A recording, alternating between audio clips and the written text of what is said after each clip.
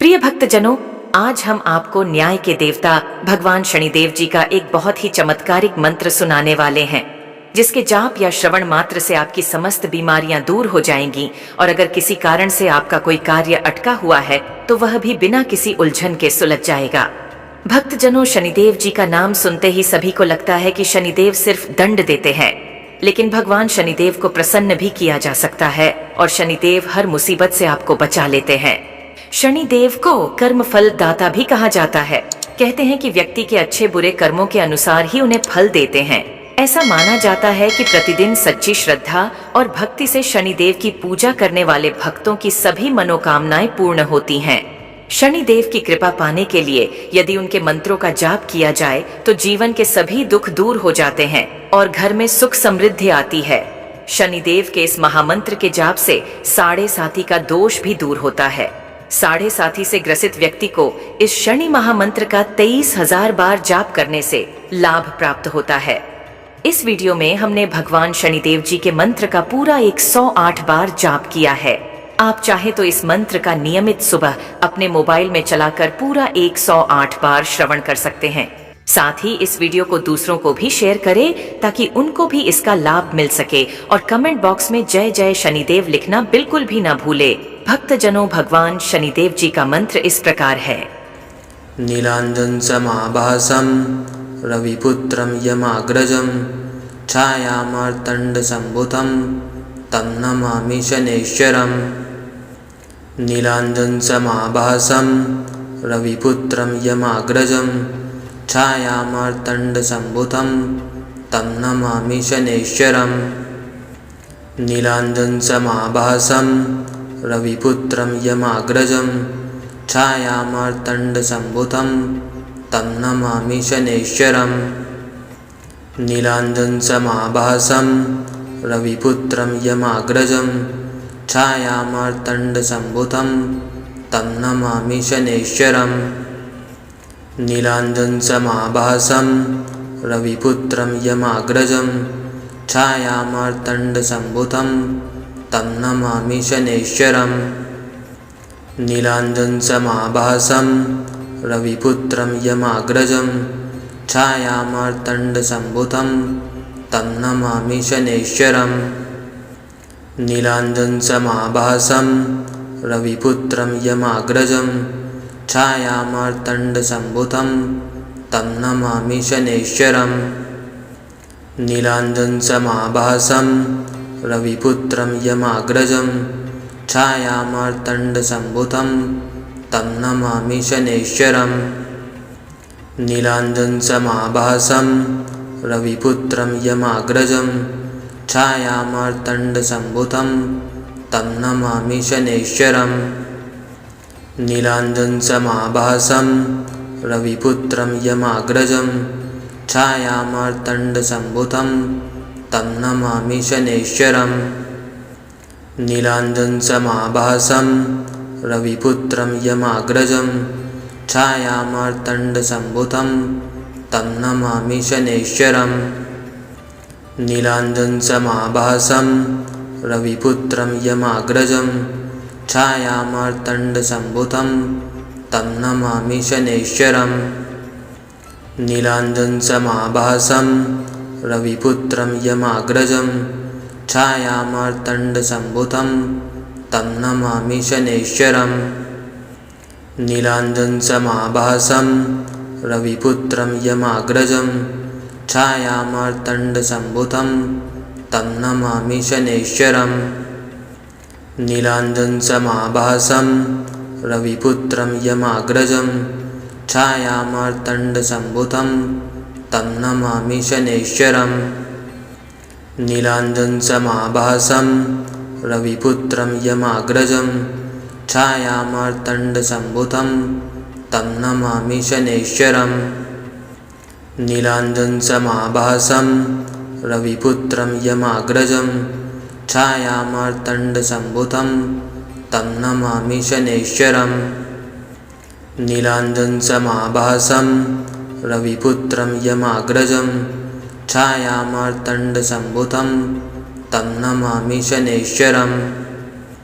नीलांजन समाभासम रविपुत्रं यमाग्रजं छायामार्तण्डसम्भुतं तं नमामि शनैश्चरम् नीलाञ्जनसमाभासं रविपुत्रं यमाग्रजं छायामार्तण्डसम्भुतं तं नमामि शनैश्चरम् नीलाञ्जनसमाभासं रविपुत्रं यमाग्रजं छायामार्तण्डसम्भुतं तं नमामि शनैश्चरम् नीलाञ्जनसमाभासं रविपुत्रं यमाग्रजं छायामार्तण्डसम्भुतं तं नमामि शनैश्चरम् नीलाञ्जनसमाभासं रविपुत्रं यमाग्रजं छायामार्तण्डसम्भुतं तं नमामि शनैश्चरम् नीलाञ्जनसमाभासं रविपुत्रं यमाग्रजं छायामार्तण्डसम्भुतं तं नमामि शनैश्चरम् नीलाञ्जनसमाभासं रविपुत्रं यमाग्रजं छायामार्तण्डसम्भुतं तं नमामि शनैश्चरम् नीलाञ्जनसमाभासं रविपुत्रं यमाग्रजं छायामार्तण्डसम्भुतं तं नमामि शनैश्चरम् नीलाञ्जनसमाभासं रविपुत्रं यमाग्रजं छायामार्तण्डसम्भुतं तं नमामि शनैश्चरम् नीलाञ्जनसमाभासं रविपुत्रं यमाग्रजं छायामार्तण्डसम्भुतं तं नमामि शनैश्चरम् नीलाञ्जनसमाभासं रविपुत्रं यमाग्रजं छायामार्तण्डसम्भुतं तं नमामि शनैश्चरम् नीलाञ्जनसमाभासं रविपुत्रं यमाग्रजं छायामार्तण्डसम्भुतं तं नमामि शनैश्चरम् नीलाञ्जनसमाभासं रविपुत्रं यमाग्रजं छायामार्तण्डसम्भुतं तं नमामि शनैश्चरम् नीलाञ्जनसमाभासं रविपुत्रं यमाग्रजं छायामार्तण्डसम्भुतं तं नमामि शनैश्चरम् नीलाञ्जनसमाभासं रविपुत्रं यमाग्रजं छायामार्तण्डसम्भुतं तं नमामि शनैश्चरम् नीलाञ्जनसमाभासं रविपुत्रं यमाग्रजं छायामार्तण्डसम्भुतं तं नमामि शनैश्चरम् नीलाञ्जनसमाभासं रविपुत्रं यमाग्रजं छायामार्तण्डसम्भुतं तं नमामि शनैश्चरम् नीलाञ्जनसमाभासं रविपुत्रं यमाग्रजं छायामार्तण्डसम्भुतं तं नमामि शनैश्चरम् नीलाञ्जनसमाभासं रविपुत्रं यमाग्रजं छायामार्तण्डसम्भुतं तं नमामि शनैश्चरम् नीलाञ्जनसमाभासं रविपुत्रं यमाग्रजं छायामार्तण्डसम्भुतं तं नमामि शनैश्चरम् नीलाञ्जनसमाभासं रविपुत्रं यमाग्रजं छायामार्तण्डसम्भुतं तं नमामि शनैश्चरम् नीलाञ्जनसमाभासं रविपुत्रं यमाग्रजं छायामार्तण्डसम्भुतं तं नमामि शनैश्चरम् नीलाञ्जनसमाभासं रविपुत्रं यमाग्रजं छायामार्तण्डसम्भुतं तं नमामि शनैश्चरम् नीलाञ्जनसमाभासं रविपुत्रं यमाग्रजं छायामार्तण्डसम्भुतं तं नमामि शनैश्चरम् नीलाञ्जनसमाभासं रविपुत्रं यमाग्रजं छायामार्तण्डसम्भुतं तं नमामि शनैश्चरम् नीलाञ्जनसमाभासं रविपुत्रं यमाग्रजं छायामार्तण्डसम्भुतं तं नमामि शनैश्चरम् नीलाञ्जनसमाभासं रविपुत्रं यमाग्रजं छायामार्तण्डसम्भुतं तं नमामि शनैश्चरम् नीलाञ्जनसमाभासं रविपुत्रं यमाग्रजं छायामार्तण्डसम्भुतं तं नमामि शनैश्चरम् नीलाञ्जनसमाभासं रविपुत्रं यमाग्रजं छायामार्तण्डसम्भुतं तं नमामि शनैश्चरम् नीलाञ्जनसमाभासं रविपुत्रं यमाग्रजं छायामार्तण्डसम्भुतं तं नमामि शनैश्चरम् नीलाञ्जनसमाभासं रविपुत्रं यमाग्रजं छायामार्तण्डसम्भुतं तं नमामि शनैश्चरम् नीलाञ्जनसमाभासं रविपुत्रं यमाग्रजं छायामार्तण्डसम्भुतं तं नमामि शनैश्चरम्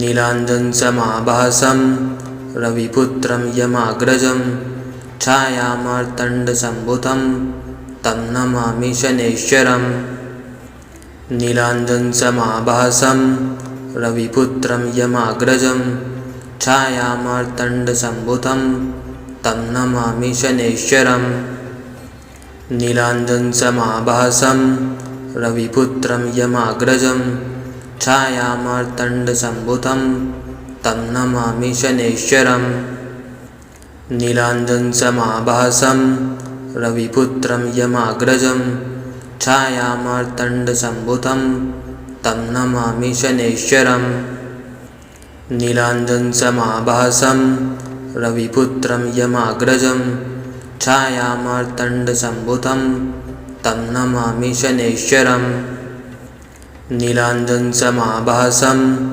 रविपुत्रं यमाग्रजं छायामार्तण्डसम्भुतं तं नमामि शनैश्चरम् नीलाञ्जनसमाभासं रविपुत्रं यमाग्रजं छायामार्तण्डसम्भुतं तं नमामि शनैश्चरम् नीलाञ्जनसमाभासं रविपुत्रं यमाग्रजं छायामार्तण्डसम्भुतं तं नमामि शनैश्चरम् नीलाञ्जनसमाभासं रविपुत्रं यमाग्रजं छायामार्तण्डसम्भुतं तं नमामि शनैश्चरम् नीलाञ्जनसमाभासं रविपुत्रं यमाग्रजं छायामार्तण्डसम्भुतं तं नमामि शनैश्चरम् नीलाञ्जनसमाभासं रविपुत्रं यमाग्रजं छायामार्तण्डसम्भुतं तं नमामि शनैश्चरम् नीलाञ्जनसमाभासं रविपुत्रं यमाग्रजं छायामार्तण्डसम्भुतं तं नमामि शनैश्चरम् नीलाञ्जनसमाभासं रविपुत्रं यमाग्रजं छायामार्तण्डसम्भुतं तं नमामि शनैश्चरम् नीलाञ्जनसमाभासं रविपुत्रं यमाग्रजं छायामार्तण्डसम्भुतं तं नमामि शनैश्चरम् नीलाञ्जनसमाभासं रविपुत्रं यमाग्रजं छायामार्तण्डसम्भुतं तं नमामि शनैश्चरम् नीलाञ्जनसमाभासं रविपुत्रं यमाग्रजं छायामार्तण्डसम्भुतं तं नमामि शनैश्चरम् नीलाञ्जनसमाभासं रविपुत्रं यमाग्रजं छायामार्तण्डसम्भुतं तं नमामि शनैश्चरम् नीलाञ्जनसमाभासं रविपुत्रं यमाग्रजं छायामार्तण्डसम्भुतं तं नमामि शनैश्चरम् नीलाञ्जनसमाभासं रविपुत्रं यमाग्रजं छायामार्तण्डसम्भुतं तं नमामि शनैश्चरम् नीलाञ्जनसमाभासं रविपुत्रं यमाग्रजं छायामार्तण्डसम्भुतं तं नमामि शनैश्चरम् नीलाञ्जनसमाभासं रविपुत्रं यमाग्रजं छायामार्तण्डसम्भुतं तं नमामि शनैश्चरम् नीलाञ्जनसमाभासं रविपुत्रं यमाग्रजं छायामार्तण्डसम्भुतं तं नमामि शनैश्चरम् नीलाञ्जनसमाभासं रविपुत्रं यमाग्रजं छायामार्तण्डसम्भुतं तं नमामि शनैश्चरम् नीलाञ्जनसमाभासं रविपुत्रं यमाग्रजं छायामार्तण्डसम्भुतं तं नमामि शनैश्चरम् नीलाञ्जनसमाभासं रविपुत्रं यमाग्रजं छायामार्तण्डसम्भुतं तं नमामि शनैश्चरम् नीलाञ्जनसमाभासं रविपुत्रं यमाग्रजं छायामार्तण्डसम्भुतं तं नमामि शनैश्चरम् नीलाञ्जनसमाभासं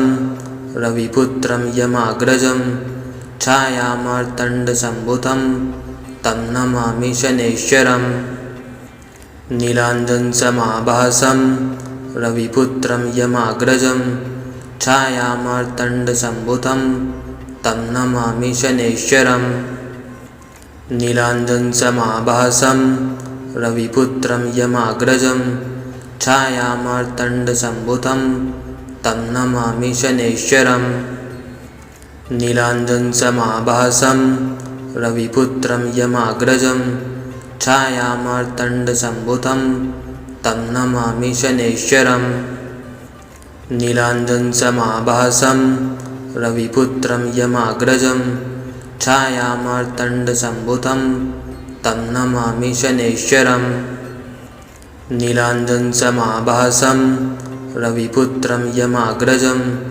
छायामार्तण्डसम्भुतं तं नमामि शनैश्चरम् नीलाञ्जनसमाभासं रविपुत्रं यमाग्रजं छायामार्तण्डसम्भुतं तं नमामि शनैश्चरम् नीलाञ्जनसमाभासं रविपुत्रं यमाग्रजं छायामार्तण्डसम्भुतं तं नमामि शनैश्चरम् नीलाञ्जनसमाभासं रविपुत्रं यमाग्रजं छायामार्तण्डसम्भुतं तं नमामि शनैश्चरम् नीलाञ्जनसमाभासं रविपुत्रं यमाग्रजं छायामार्तण्डसम्भुतं तं नमामि शनैश्चरम् नीलाञ्जनसमाभासं रविपुत्रं यमाग्रजं छायामार्तण्डसम्भुतं तं नमामि शनैश्चरम्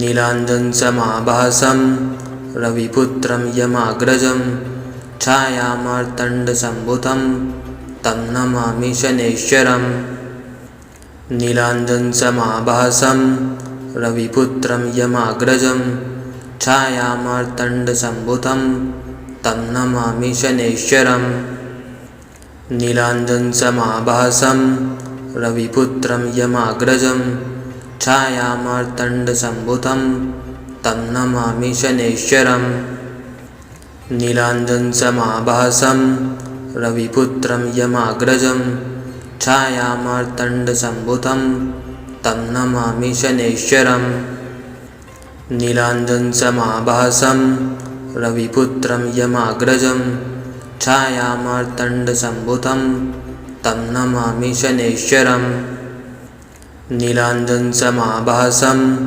रविपुत्रं यमाग्रजं छायामार्तण्डसम्भुतं तं नमामि शनैश्चरम् नीलाञ्जनसमाभासं रविपुत्रं यमाग्रजं छायामार्तण्डसम्भुतं तं नमामि शनैश्चरम् नीलाञ्जनसमाभासं रविपुत्रं यमाग्रजं छायामार्तण्डसम्भुतं तं नमामि शनैश्चरम् नीलाञ्जनसमाभासं रविपुत्रं यमाग्रजं छायामार्तण्डसम्भुतं तं नमामि शनैश्चरम् नीलाञ्जनसमाभासं रविपुत्रं यमाग्रजं छायामार्तण्डसम्भुतं तं नमामि शनैश्चरम् नीलाञ्जनसमाभासं रविपुत्रं यमाग्रजं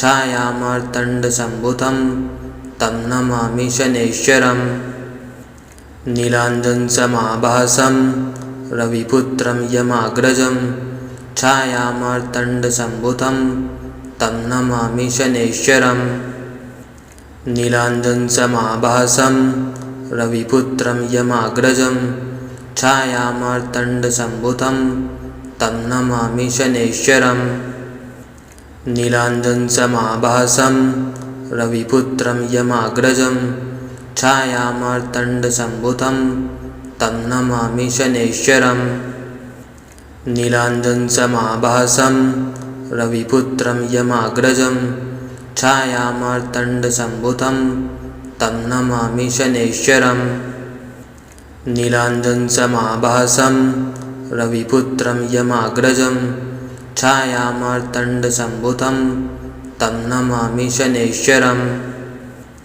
नीलाञ्जनसमाभासं रविपुत्रं यमाग्रजं छायामार्तण्डसम्भुतं तं नमामि शनैश्चरम् नीलाञ्जनसमाभासं रविपुत्रं यमाग्रजं छायामार्तण्डसम्भुतं तं नमामि शनैश्चरम् नीलाञ्जनसमाभासं रविपुत्रं यमाग्रजं छायामार्तण्डसम्भुतं तं नमामि शनैश्चरम् नीलाञ्जनसमाभासं रविपुत्रं यमाग्रजं छायामार्तण्डसम्भुतं तं नमामि शनैश्चरम् नीलाञ्जनसमाभासं रविपुत्रं यमाग्रजं छायामार्तण्डसम्भुतं तं नमामि